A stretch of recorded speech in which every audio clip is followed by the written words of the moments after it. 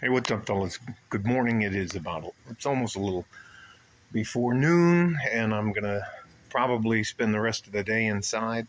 I'll try to do a quick video a little bit later. We're supposed to get a 50-mile-an-hour wind gust, so I got everything that could blow away out of the front yard.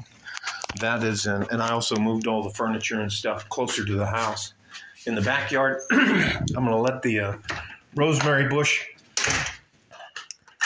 figure itself out. But here, I'll show you the back.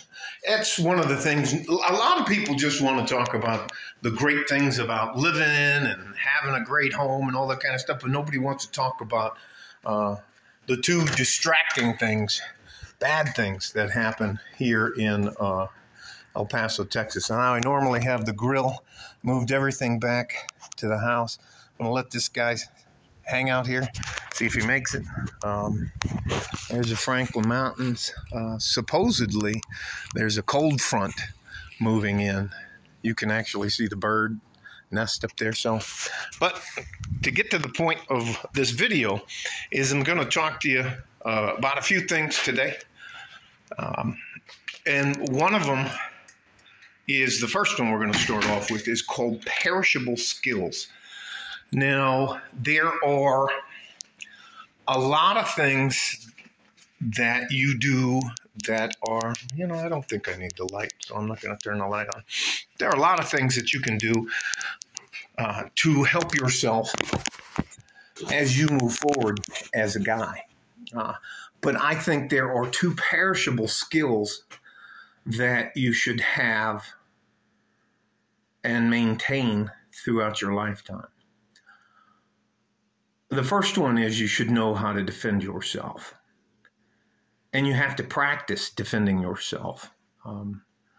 I would encourage you to practice jiu-jitsu.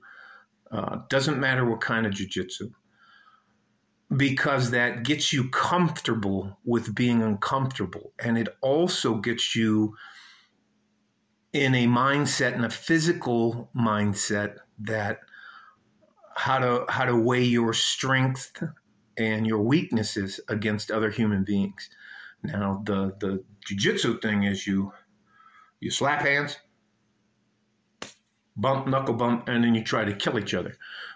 But I'm not, well, actually you're trying to strangle and joint lock them and stuff like that. That is, in my opinion, a practical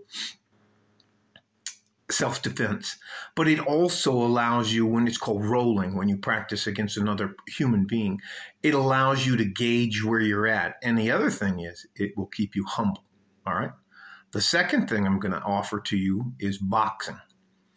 There's a gym down here, Borderland Brawlers. I know the owner of that gym, and I go there every once in a while, but I don't do sparring anymore because I had to come to the realization that as you get a little older, and I'm almost 60, I'm 57, so my reaction time, and I'm a little slower than I used to be. So I hit hard, but you can usually get one or two or three in on me, and I'll only get one back. So that's just a realization, but I still practice shadow boxing at least 2 or 3 times a week.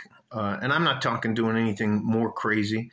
You should know your 1 through 8, which 1's a jab, 2's a right cross, 3's a left hook, 4's a right hook, 5 is an uppercut, 6 is another uppercut. It can be right or left, whichever way, how you ever want to count it. You should practice bobbing and weaving. You only have to get about, I don't know if you guys have a big fist, but you only have to get out of the way that far if somebody's swinging at you. And there's ways to lean. That's just a good perishable skill that I think you should all have.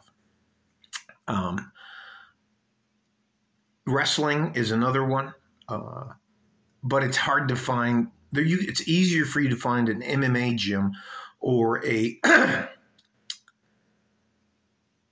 or a boxing gym than it will be for you to find a wrestling gym, okay? The next perishable skill I think you have to have as a man you should remain familiar with using weapons. That includes everything from a knife to a fork to a spoon. You should know a little bit about first aid, because you should know the vulnerabilities of the body and where they are, where the major veins are in a human being. You should know where to fire a weapon at somebody.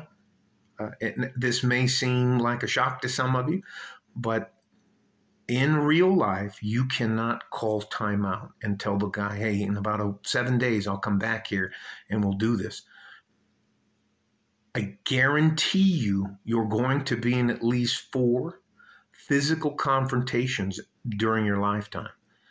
And you need to know how to use a gun that is a revolver with a cylinder.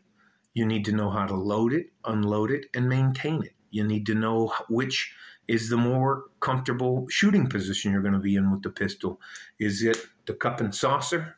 Do you want to use the Weaver grip?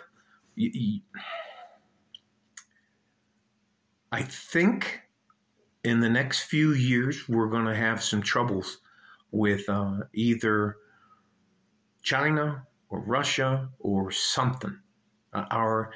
The only one I can think of that'll affect us here is if this hyper-violent cartel, which is called the Cartel Jalisco Nueva Generation, it's called CJNG. If they take control of one of the borders, I think that violence will start to spread here into the United States. So the other thing you need to know is you need to know how to use a shotgun. You need to know how to load it, unload it, fire it, put it on safe. You need to know how to clean it, take it apart and clean it, and keep it maintained.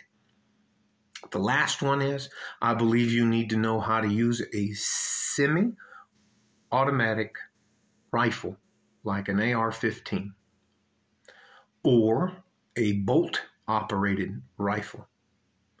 Now, these are all perishable skills.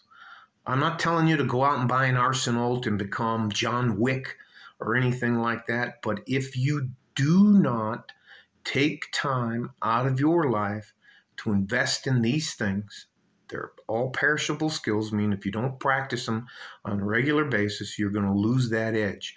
And I'm not talking about you wandering around like a wired spring. It'll increase your comfortableness with these weapons and being able to defend yourself. It'll also improve your confidence. All right? That's enough for me right now. I'm going to go lock some more stuff up so it doesn't blow away. You must stay safe and healthy because we need you. Take care of each other if you can. If you can't, you have to take care of yourself. And you should already be taking care of yourself first. Like a fart in a G-string from West Texas, El Paso. I'm out of here. Bye-bye.